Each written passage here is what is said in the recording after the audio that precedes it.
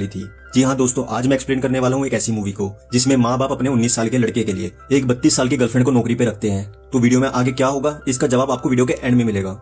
Movie की starting में हम मैडी नाम की एक लड़की को देखते हैं जिसकी उम्र 35 साल होती है। दरअसल मैडी की माँ ने लोन पर घर लिया होता है, लेकिन अब उसकी माँ इस दुनिया में नहीं रही और उसके पिता उससे अलग रहते हैं, इसलिए मैडी को अब इस घर का लोन अकेले ही चुकाना पड़ रहा है। मैडी पैसे कमाने के लिए रात में उबर ड्राइवर के रूप में काम करती है और दिन में पार्ट टाइम एक बार में काम करती है। लेकिन इस महीने पैसों की तंगी होने की वजह से मैडी अपने घर की किस्त नहीं भर पाई थी, इसलिए बैंक का रिकवरी एजेंट उसकी गाड़ी उठाने के लिए आ जाता है।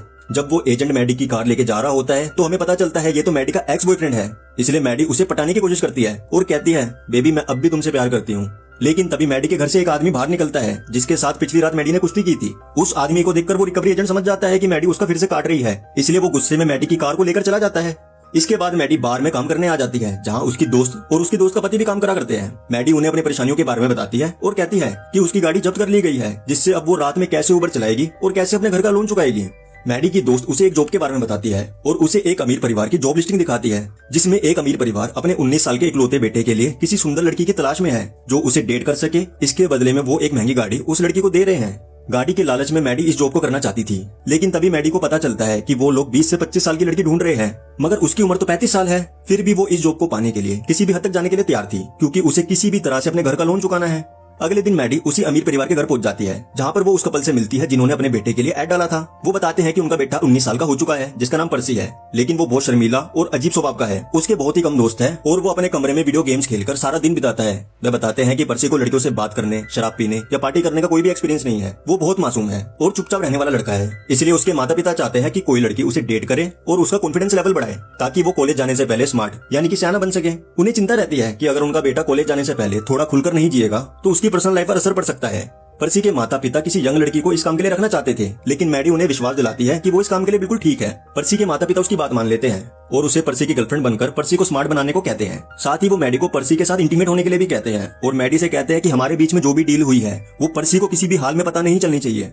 इसके बाद मैडी अपने दोस्त की गाड़ी उधार लेकर एनिमल शेल्टर जाती है जहाँ पर्सी काम करा करता है। तो मैडी उसे इम्प्रेस करने के लिए खूबसूरत ड्रेस पहनती है। मैडी कुत्ते को गोद लेने का नाटक करती है और पर्सी को कुत्ता दिखाने को कहती है। तब पर्सी उसे कुत्ता दिखाता है। फिर पर्सी मैडी को एक फॉर्म भरने के लिए अपने ऑफिस ले जाता है ताकि पर्सी जान सके मैडी को डॉग क्यों अडॉप्ट करना है। यहाँ मैडी फॉर्म ना भरकर बल्कि पर्सी के साथ फ्लर्ट करने लगती है। इससे पर्सी घबरा जाता है एंड उसे कुछ भी समझ नहीं आता, इसलिए वो जल्दी से वहाँ से घर जाने की कोशिश करता है। लेकिन मैडी उसे कहती है आ जाओ मैं ड्रॉप कर देती हूँ। पर्सी कहता है कि वो साइकिल लेके आया है और बहाना बनाते हुए वहाँ से निकलने की कोशिश करता है। तब मैडी उसे रोकती है और उसकी साइकिल को अपनी वैन में रख देती है, जिससे पर्सी के पास कोई भी रास्ता नहीं बचता और उसे वैन में बैठकर मैडी के साथ जाना पड़ता है।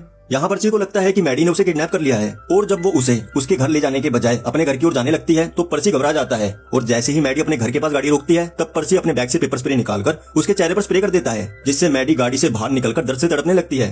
वो पर्सी से कहती है कि वो उसे किडनैप नहीं कर रही थी बल्कि सिर्फ उसके साथ डेट पर जाना चाहती थी। यह सुनकर पर्सी उसके लिए पानी लाता है जिससे वह अपने चेहरा और आंखें साफ करती है। यहाँ पर्सी उससे कहता है कि वो भी उसके साथ डेट पर जाना चाहता है। रात में मैडी पर्सी को एक बार में ले जाती है जहाँ पर्सी हाफ पैंट पहनकर ही आ जाता है, तो उसे देखकर सभी लोग हंसने लगते हैं। फिर पर्सी और मैडी बात करने लगते हैं। पर्सी दारू नहीं पीता इसलिए वो दोनों जूस पीते हैं। तभी एक लड़का आता है जो मैडी का एक्स बॉयफ्रेंड हुआ करता था। वो अपनी शादी की अंगूठी दिखाकर पर्सी से कहता है कि जब से मैडी मेरी जिंदगी से गई है तब से मेरी जिंदगी बदल गई है और मैं काफी खुश रहने लगा हूँ। वो पर्सी को वार्निंग देता है कि वो मैडी से दूर रहे। इतना कहकर वो वहाँ से चला जाता है। तभी मैडी आकर पर्सी को बताती है कि वो लड़का शराबी था, इसलिए मैंने उसे छोड़ दिया। इसके बाद मैडी पर्सी को एक बीच पे लेकर आती है जहाँ रात के समय कोई भी नहीं होता। मैडी पर्सी को कपड़े उतारने के लिए कहती है ताकि वो समुद्र में नहा सके, लेकिन पर्सी डर जाता है तो मैडी उसके सामने ही अपने कपड़े उतार देती है और पानी में चली जाती है। मैडी पर्सी को बुलाती है। पर्सी उसे देखकर हिम्मत करता है और अपने कपड़े उतारकर पानी में चला जाता है। वो दोनों कुछ करने ही वाले होते हैं कि 3 नशे में धुत लड़के और लड़कियां आ जाते हैं और किनारे पर रखे उनके कपड़े चुरा लेते हैं जिनमें उनके बटुए, फोन और चाबियां होती है। मैडी उन्हें ऐसा करने से रोकने की कोशिश करती है, पर जब वो सामान लेकर जाने लगते हैं तब मैडी बिना कपड़े के ही पानी से बाहर आ जाती है और तीनों से लड़ने लगती है। तब वो तीनों डर कर सारा सामान वापस दे देते हैं। जब मैडी वापस पानी में आती है तो मैडी को उन तीनों से लड़ता हुआ देखकर पर्सी काफी ज्यादा डर जाता है। तो वो मैडी से कहता है कि तुम्हें उनसे लड़ना नहीं चाहिए था। तो मैडी उसे कहती है कि अगर मैं उनसे नहीं लड़ती तो वो हमारे कपड़े लेके भाग जाते और हमें नंगा होकर ही घर जाना पड़ता। ऐसा करके तुम्हें अच्छा लगता। फिर मैडी पर्सी के करीब आने लगती है पर वह पीछे हट जाता है, जिससे मैडी गुस्से में पानी से बाहर निकलती है और अपने कपड़े पहन लेती है और फिर अपनी गाड़ी स्टार्ट करके जाने लगती है। तब पर्सी उसके पास आता है और उससे माफी मांगता है तो मैडी उसके कपड़े वापस दे देती है और फिर उसे अपने घर ले आती है। मैडी फिर से पर्सी को बहकाने की कोशिश करती है। वो उसे अपने करीब लाने के लिए डांस भी करती है।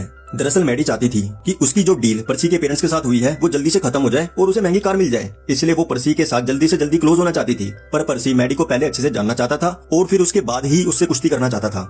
इसी बीच मैडी की नजर पर्सी की पीठ पर पड़े छाले पर जाती है। ये देखकर वो उसकी पीठ पर लोशन लगाती है। पर्सी मैडी को बताता है कि तुम्हारे आने से पहले मैं घर में ही रहता था, क्योंकि मेरे दोस्त मेरा मजाक उड़ाया करते थे और मुझे लड़कियों से बात करने में भी डर लगता था। यही वजह थी कि मैं बाहर जाना पसंद नहीं करता था। मैडी भी पर्सी को अपने बारे में बताती है, जिससे दोनों के बीच एक कनेक्शन बनने लगता है। इसके बाद मैडी और पर्सी डेट करना जारी रखते हैं और उनकी दोस्ती गहरी होने लगती है। वह दोनों साथ में खेलते हैं, घूमते हैं और मस्ती करते हैं। धीरे धीरे पर्सी बाहरी दुनिया के प्रति खुलने लगता है। मैडी उसे जिंदगी के मजे लेना और खुलकर जीना सिखाती है। फिर एक रात वो दोनों एक शानदार रेस्टोरेंट में डिनर के लिए जाते हैं, जहां मैडी के कहने पर पर्सी पियानो बजाता है। यह सभी को बहुत पसंद आता है और लोग उसकी तारीफ भी करते हैं। मैडी भी पर्सी की पियानो बजाने की कला देखकर बहुत खुश हो जाती है। इसी रेस्टोरेंट में पर्सी की मुलाकात उसके स्कूल की एक फ्रेंड से होती है, जो उसे आज हो रही एक बैचलर पार्टी में इनवाइट करती है और वहां से चली जाती है। मैडी उन्हें बात करते हुए देख लेती है और अंदर से जेलस महसूस करती है। इसके बाद मैडी पर्सी को बताती है कि वो कुछ ही दिनों में ये शहर छोड़कर चली जाएगी। ये सुनकर पर्सी गुस्से में आ जाता है और अपने दोस्त की बैचलर पार्टी में जाने के लिए निकल पड़ता है। मैडी भी उसके साथ कार में बैठती है और उसे रोकने की कोशिश करती है, लेकिन पर्सी अपने ड्राइवर को तेजी से गाड़ी चलाने को कहता है और ड्रिंक करना शुरू कर देता है।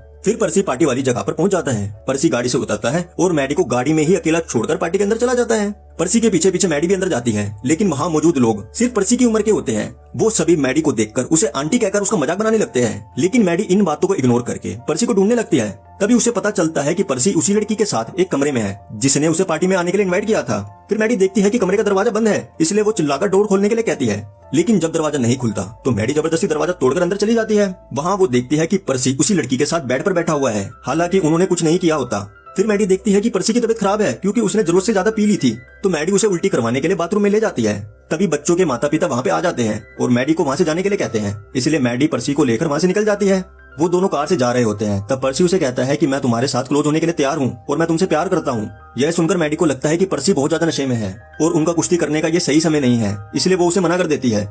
अगले दिन पर्सी के माता पिता नोटिस करते हैं कि वो अब ज्यादा कॉन्फिडेंट और स्मार्ट हो गया है, जिससे वो काफी खुश होते हैं। पर्सी उन्हें बताता है कि वो अब कॉलेज नहीं जाना चाहता, क्योंकि उसकी एक गर्लफ्रेंड बन गई है जिसका नाम मैडी है और अब वो उसके साथ ही रहना चाहता है। यह सुनकर पर्सी के माता पिता परेशान हो जाते हैं, क्योंकि वो चाहते थे कि पर्सी कॉलेज जाने से पहले होशियार बन जाए, लेकिन अब जब वो कॉलेज जाना ही नहीं चाहता तो उनका प्लान खराब होने लगता है। इसलिए पर्सी के माता पिता मैडी को कॉल करके मिलने के लिए बुलाते हैं और उसे बताते हैं कि जिस काम के लिए तुम्हें रखा गया था वो पूरा हो चुका है, इसलिए अब उसे पर्सी के साथ कुछ भी नहीं करना है और वो डील के हिसाब से महंगी कार ले जा सकती है। तभी हम देखते हैं पर्सी अपने पिता की कार ड्राइव करना सीख रहा होता है, लेकिन 4 कार से कनेक्ट होता है, तो वो उनकी सारी बात सुन लेता है, जिससे उसे मैडी की सच्चाई का पता चल जाता है। यह सुनकर उसका दिल टूट जाता है और वो विश्वास नहीं कर पाता कि जिस लड़की को वो अपनी गर्लफ्रेंड समझ रहा था, उसे उसके माता पिता ने ही उसके लिए काम पर रखा था।